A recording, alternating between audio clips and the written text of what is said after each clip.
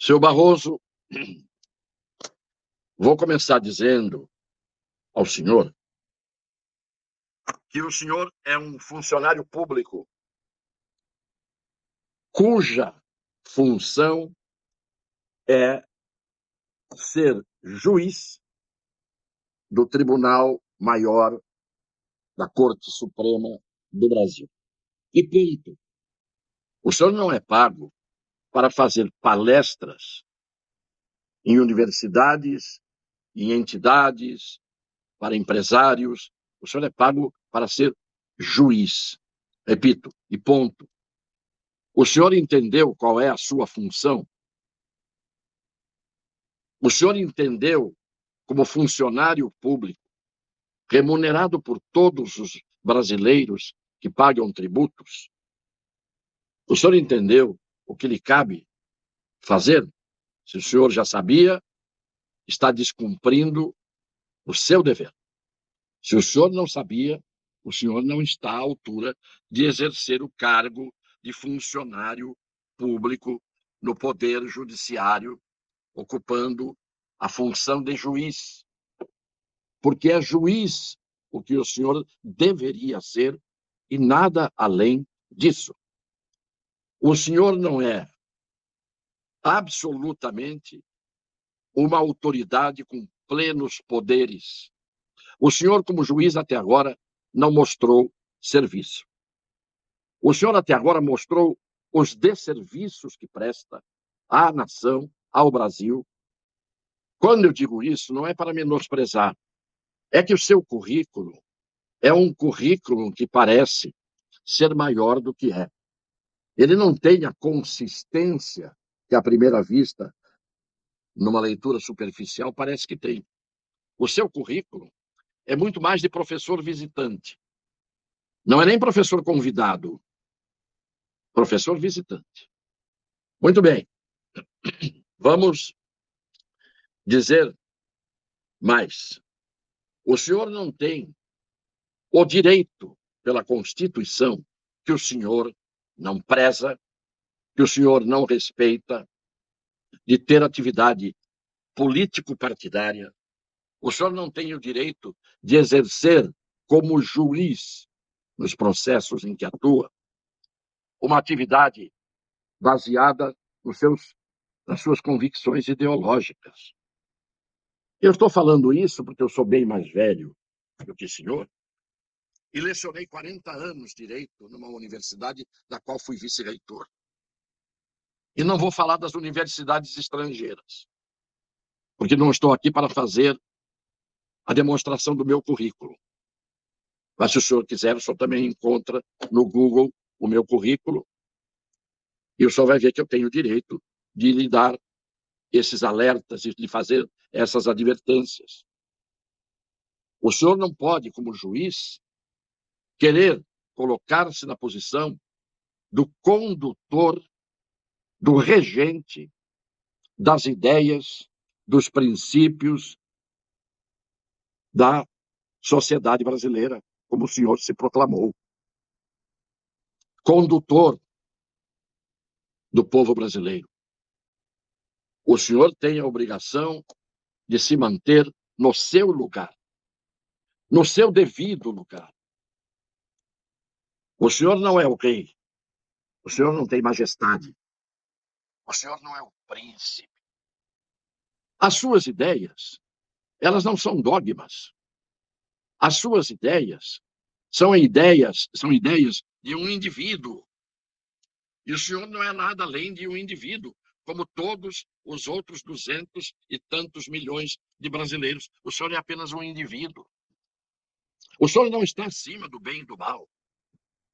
O senhor tem uma certa megalomania que todo mundo reconhece hoje. O senhor diz que não pode contentar todo mundo, pois eu não sei se o senhor contenta alguém. Pode haver pessoas neutras, indiferentes, alienadas ou alheias. Mas aqueles que têm um mínimo de capacidade de observação ou de vontade de enxergar, já perceberam até onde vai esta sua presunção. Eu estou colocando o senhor no seu devido lugar, que o senhor não vai ocupar porque eu o estou colocando. Mas eu estou colocando. E cada vez mais a sociedade brasileira vai saber que o senhor usurpa a condição de juiz do Supremo Tribunal Federal, de funcionário público, com obrigações a cumprir, remunerado de forma muito boa pelos pagadores de tributos do Brasil. A sociedade brasileira está vendo o seu papel. O que eu quero é mostrar agora com os vídeos, que são pequenas frações, pequenos fragmentos da sua personalidade. Não vou falar do seu caráter, mas da distorção, da visão distorcida que o senhor tem da sua função e da presunção e prepotência e arrogância que o senhor tem de se colocar acima das virtudes alheias. Eu vou pedir ao meu querido Bill que nós iniciemos o primeiro vídeo neste instante. Presidência do TSE, eu precisei lidar com a pandemia, precisei oferecer resistência aos ataques contra a democracia e impedir esse abominável retrocesso que seria a volta ao voto impresso com contagem pública manual, que sempre foi o caminho da fraude no Brasil. Porque a senhora pode entrar na internet agora, qualquer pessoa... Tá bem. Isso é mentira. Esse era o discurso oficial. Não, contagem pública manual. Isso é mentira. Bom, muito bem. A gente vai confiar nas urnas e o cara que vai presidir foi o cara que liberou o maior ladrão da... Muito bem. Seguindo a viagem, então, o discurso oficial era... Isso. O discurso oficial era... Abro aspas. Aspas. Voto impresso com contagem pública manual... Fecho aspas. Ponto. É só olhar. Mentira. Esse é um dos problemas que nós estamos enfrentando no Brasil, um déficit imenso de civilidade. É uma brasileira, fora do seu país, vendo uma inverdade dita por um juiz, funcionário público, a dizer inverdades. Vem um senhor e diz também: como é que a gente pode confiar nessas urnas? Ele entra com a história das urnas, porque o Barroso estava insistindo na ideia de que se queria voltar ao voto com apuração manual, o que jamais aconteceu. Então, o que diz o senhor? Como é que a gente pode confiar nesse presidente, referindo-se ao presidente do TSE, que liberou o maior ladrão da história do Brasil, etc. e tal. E aí, o senhor Luiz Barroso diz, seguindo a viagem, então, abro aspas, e aí repete a mentira. E aí, quando ele é interrompido de novo e é dito que está dizendo mentiras, ele diz: este é um dos problemas que estamos, lá no exterior, ele está dizendo isso, que estamos enfrentando no Brasil. Um déficit imenso de civilidade. O que ele chama de déficit imenso de civilidade?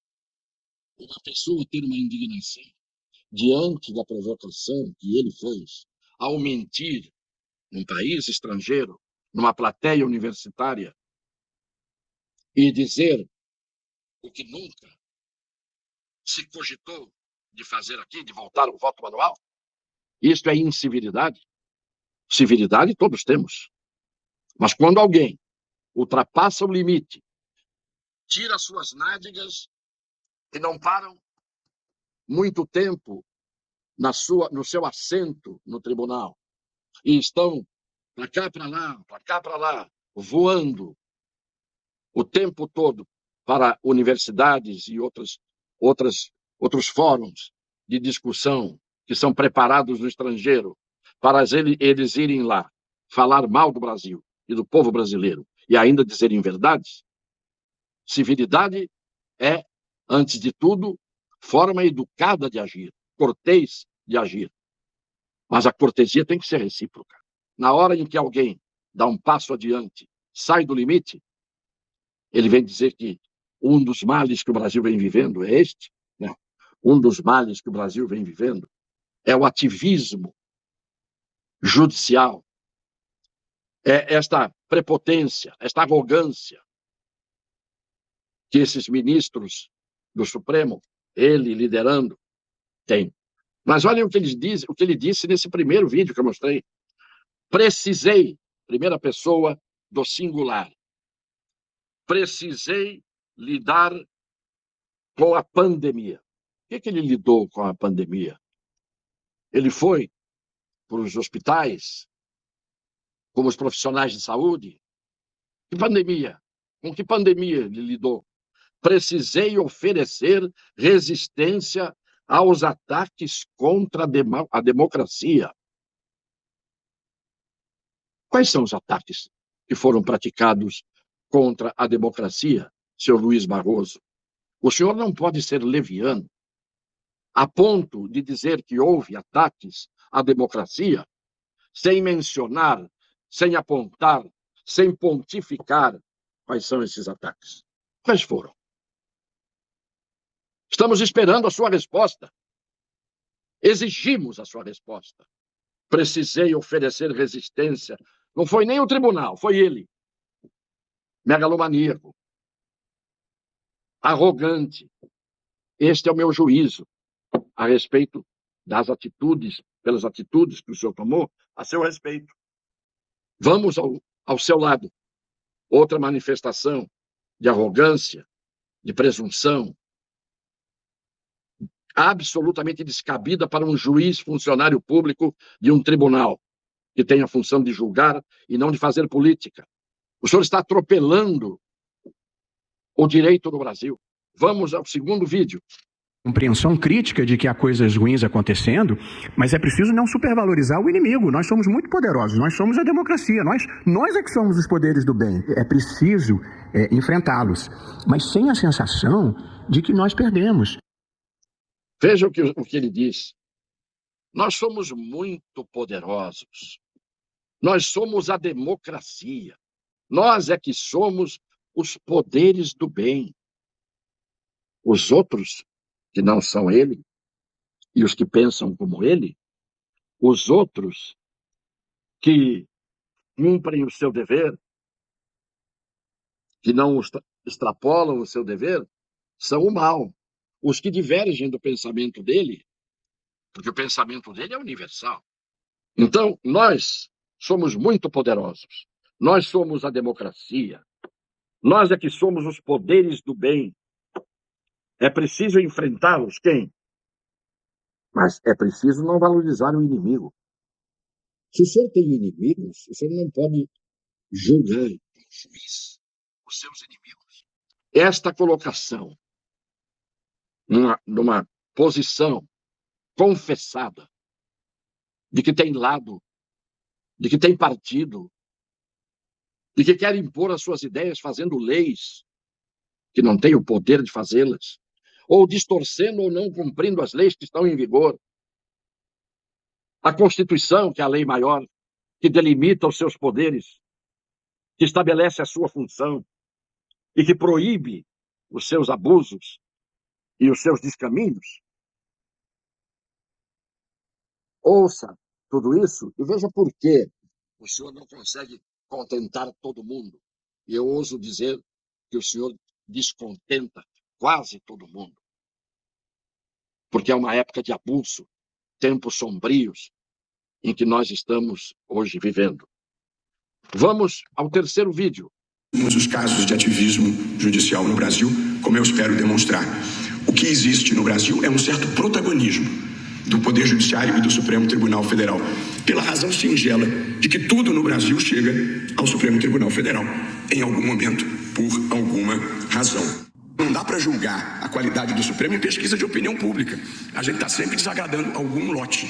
Todo mundo que é juiz já está acostumado a desagradar uma das partes. Mas geralmente a gente desagrada metade do país. Olha o que ele disse nesse vídeo que acabamos de mostrar. Nós não temos ativismo, atuação indevida. Não temos ativismo. Temos protagonismo. Pior ainda. Porque o ativismo, se fosse confessado, pelo menos era uma demonstração de honestidade moral e intelectual. Protagonismo, aqui no caso em que Luiz Barroso está citando, tudo chega no Supremo. Por isso que o Supremo tem que estar toda hora atuando. Como tudo chega no Supremo? O que chega no Supremo e que não é de ser observado pelo Supremo, o Supremo tem que, de cara, rejeitar. Não entra. Não é que tudo chega no Supremo. O Supremo é que chega em tudo, principalmente naquilo em que ele quer chegar, quando lhe interessa, dentro do ativismo.